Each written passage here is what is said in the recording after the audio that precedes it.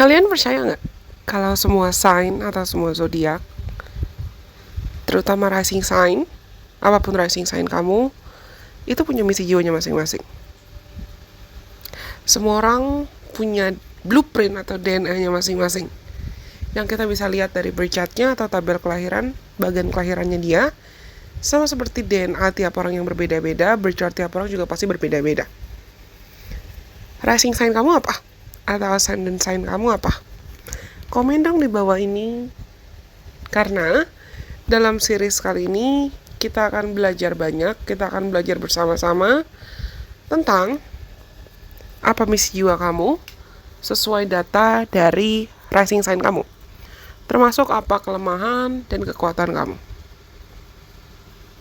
Kalau misalnya kalian adalah penonton baru, jangan lupa untuk subscribe supaya kamu gak ketinggalan konten-konten menarik lainnya dari Illusion Priestess. Follow aku juga dong di akun sosial media aku yang lain, seperti Instagram, TikTok, dan di Twitter, yang akan aku cantumkan di kolom deskripsi di bawah ini. Oke, let's get started. Ayo kita mulai. Kali ini kita akan belajar tentang... sekarang kita akan bahas tentang Virgo Rising. Tapi sebelumnya aku mau minta maaf kalau suaraku tuh mendadak terkesan begini, karena aku mendadak kehilangan suaraku. Serak. Dibilang radang juga enggak sebetulnya. Tapi aku kangen konten dan aku pengen konten. Kalian Virgo Rising, Virgo Sun, Virgo Moon itu adalah orang yang tuh sangat analytical, agak-agak detail dan perfeksionis, detail oriented banget, dan menginginkan segala hal untuk praktis. Orang-orang yang punya placement Virgo Rising terutama memiliki karakteristik yang sangat-sangat terorganisir.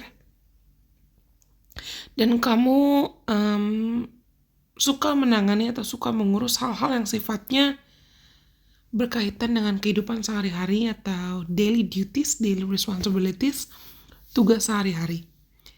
Aku udah bilang tadi kalau kalian tuh punya kecenderungan perfeksionis.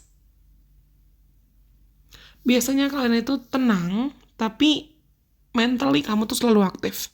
Secara mental kamu secara aktif, selalu aktif.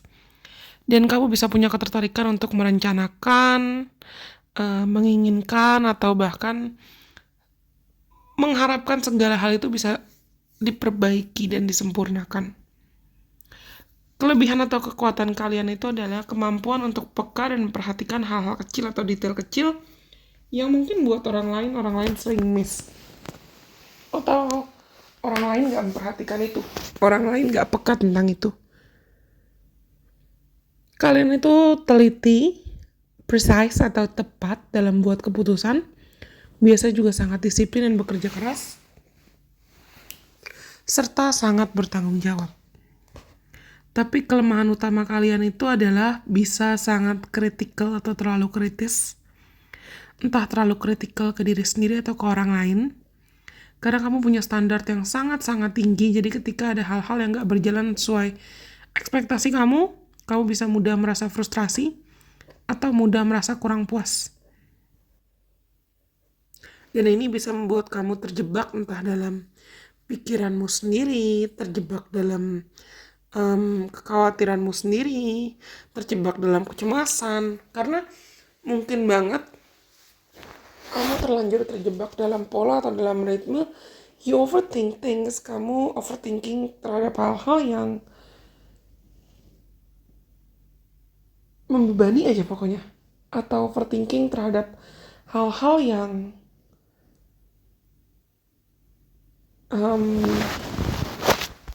belum tentu kejadian.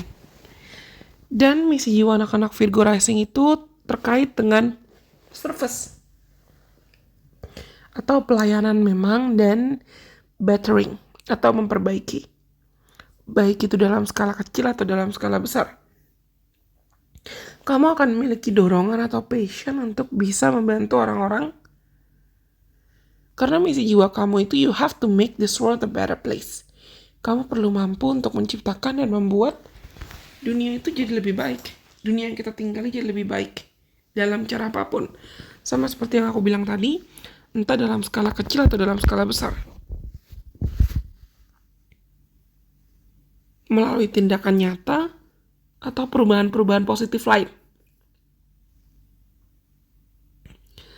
Tapi seringnya anak-anak Virgo rising itu perlu belajar tentang service atau serving other without belittling yourself atau belittling abandoning your needs. Kamu perlu belajar gimana caranya melayani tanpa kamu melupakan kebutuhan dirimu sendiri. Kamu perlu belajar gimana caranya berbuat baik tanpa kamu mengabaikan dirimu sendiri. Kamu perlu belajar gimana caranya bukan hanya fokus pada hal-hal yang eksternal, tapi juga internal. Bukan hanya fokus, misalnya kamu ingin memperbaiki orang lain atau memperbaiki hidupmu secara eksternal, terus kamu mengabaikan dirimu sendiri secara internal. Dan kalian juga perlu belajar tentang it's okay not to force perfection. Gak apa-apa untuk tidak memaksakan kesempurnaan. Atau gak apa-apa untuk tidak memaksakan diri harus selalu baik-baik aja. It's really okay. Dan kalian perlu belajar kalau misalnya makna achievements atau makna pencapaian untukmu bisa merasa utuh dengan pencapaian atau hal-hal yang kamu dapat, itu gak ada kaitan sama kesempurnaan atau memaksakan standar. Karena banyak hal-hal kecil atau hal sederhana dalam hidup yang bisa kamu syukuri. Supaya kamu bisa lebih memaknai esensi atau makna bahagia. True simplicity. Melalui kesederhanaan. Melalui ketulusan. Lagi-lagi, supaya kalian belajar tidak memaksakan kesempurnaan atau chasing perfection. Dan kalian juga perlu belajar kalau misalnya kalian perlu belajar kalau at the end of the day, it's not about the destination. It's about the journey. It's about the process. Pada akhirnya bukan tentang kesempurnaan akhir atau target akhir atau destinasi akhir. Tapi tentang proses.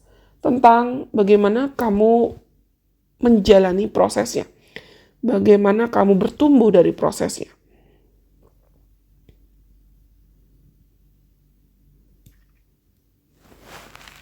Kalian perlu belajar untuk tidak terlalu kaku, untuk mampu belajar menerima perubahan atau changes, and honor imperfections, just like what I said earlier.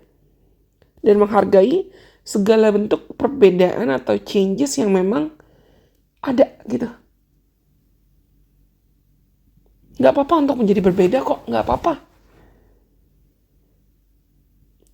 Bukan malah ibaratnya memaksakan diri mau mengkotak-kotakan sesuai standar atau makna kesempurnaan menurut kamu gitu. Aku gak menggurui ya. I'm just sharing. Dan kalian memang sangat tertib, sangat disiplin. Itu yang bikin kamu kadang kesulitan buat relax atau kesulitan buat bersantai. Karena kamu bisanya ngerasa, oh, there are things that we need to fix. There are things that we need to finish. Jadi kayak always wanting to be on the go, dan itu bikin kamu anxious, dan itu bikin kamu cemas. Kayak pengen terburu-buru dan pengen tergesa-gesa, ujungnya malah kecapean, burnout, atau kewalahan sendiri. It's very common for Virgo rising placements, people with Virgo placements, it's very common for you guys to feel like you're not enough. Kalian tuh sering ngerasa kayak kamu gak cukup. And last but not least, aku paham kalau kalian tuh pengen clarity, kalian pengen segala hal rapi atau kejelasan. Tapi kamu perlu belajar menyeimbangkan. Kebutuhan kamu pengen memperbaiki atau fixing everything dengan kebutuhan kamu belajar menerima. Accept. Kalau hidup tuh gak harus sempurna untuk menjadi indah atau baik-baik aja. And it's okay. Kamu gak perlu memaksakan diri harus selalu kerja keras atau mengusahakan yang terbaik. Gak apa-apa, bukan berarti asal-asalan juga dalam jalani hidup. Tapi jalani apa yang perlu dijalani, hargai apa yang perlu dihargai, nikmati apa yang perlu dinikmati. Maknai ketidaksempurnaan dan kekurangan. And that's okay. It's okay not to be perfect. Kalian perlu mengingatkan dirimu tentang itu. Well, aku rasa ini semua yang mungkin bisa aku sampaikan dan aku bagikan ke teman-teman Virgo Rising, Virgo Sun, Virgo Moon, dan Virgo Placements lainnya. Sampai kita ketemu lagi di kesempatan. Bye-bye. God bless. I love you guys so much.